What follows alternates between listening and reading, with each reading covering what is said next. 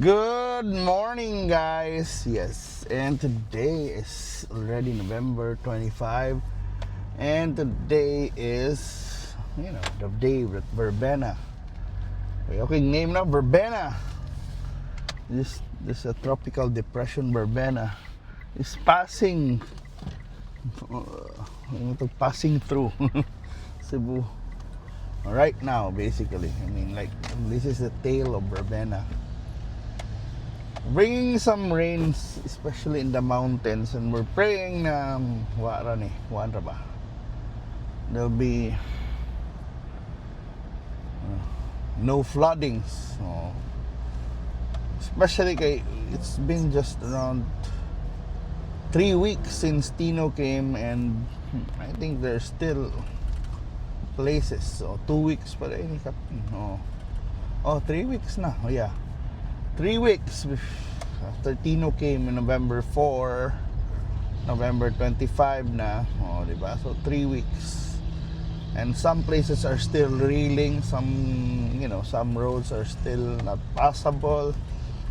Ang uban wa pa ka recover. Of course, napay mga naguba na mga flood control measures na itong tawag na. Diba, mga anti-flood controls na mga like walls, dikes, nangaguba pa. And here we are again being tested. Although this Verbena is not really, in normal days, in normal years, probably won't get a signal gani. It's just gone. We're a low pressure area, depression, but especially of what happened in the past few weeks, kinanglan na gyud siya warnings for people, kay preemptive as we call it, because kuyaw man, di ba, kanang mo kumpiyansa ta, di ba, kan sa una mo pag-uwa ang mga tao, and they don't want to leave their houses during rains. After what happened to Tino, I think more people are now aware na how dangerous it could be if you live, by the creek, by the river, especially katong yung nagpuyo gid siya dito sa sapa dapit, di ba? Marabag nakuan na ta, marabag you got burned already, so you don't wanna you learn your lesson. Pero because challenge man gyapon ng looking for housing, decent housing. Kuan gyapon na ba, di ba barato ang yuta, di ba ratong balay sometimes, and people would love to and would like to live in the city kay nadiri ang trabaho, di ba, nadiri ang livelihood. So maray kuan na lang ba na, it's not easy also to blame people na why are they living there. Sometimes if they get a choice, di ba, I don't think they would be living there. But well, anyway, si Mayor Nestor Archibald was supposed to go to Japan last night, and he canceled this trip. I guess he learned the lesson itong uban na nang larga during a crisis situation, or a potentially crisis, diba, situation. So tapos visibility, diba, nag-uwan, although dili grabe ang one, but the mountains, I can't see the mountains anymore. Di lang ninyo makitaan anina view, but the mountain side is almost invisible. So wala tong worry, kasi sometimes mo diba, ay problema kada there is ubos ang uwan, init pag dito sa Lapu-Lapu, the other side, kuan ba na sunrise, but the mountains ang atong worry, because mag-accumulate ng water, even tag 20 mm of rain, diba, 20 to 30 na ilang gi-predict, but if it's in a mountain dayon ma-accumulate na, diba, it's kuan gihapon. It's not gonna be, it's dangerous still to people living in the lower areas. So mao na. And speaking of, lower areas and higher areas, the DNR, I think, canceled or, ordered a stoppage sa development sa Monterazzas in Guadalupe because, malagi ko na for alleged violations, and plus, maraming pinasakay sa issue ba because there was a clamor for people to, from the people na nagdanig baha kaning mga project sa atong mga upland or mountains. Why do we keep on building in the mountains nga ba that can cause flooding in the lowlands, diba? And one of the influencers or even employees, I think pinakasikat na empleyado sa Monterazzas is Slater Young. We call him a celebrity na because he joined the Big Brother, but also he appears in many shows, but also kanasang he has a vlog, diba? Really promoting mga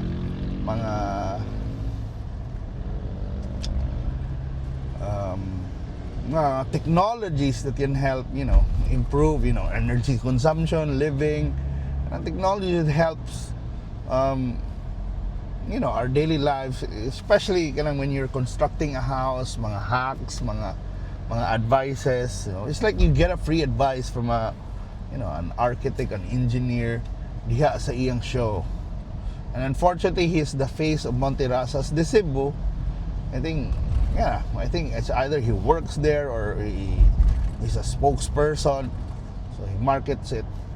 Karon nahilom gid siya, wag siya ni tingog unfortunately naguba iyang vlogging career, not only his vlogging career but iyang channel ba, but also to his wife na famous gid kay na influencer si Chris Uy, because people are really are waiting for a statement man lang, di ba, na marabag when everything's good, marabag maikay ka, although maybe that's a nice PR strategy na evasion, altitude. So nagpakababaw siya na natas ubos na he won't we call it altitude na lang kay as altitude, das is babaw kita, nas ubos wala, murabag kamong mere mortals don't deserve some explanation. But I guess mausa na kay lisod man sad kay noon magpagawas og statement when the anger, di ba, the out for blood ang mga tao. I'm pretty sure no matter what you say sa tingayong panahon na, kung ikaw si Slater, people will always try to find a way to criticize it, di ba, or a way to sort of to debate it, di ba? It's either they'll say you're insincere, or either they also try to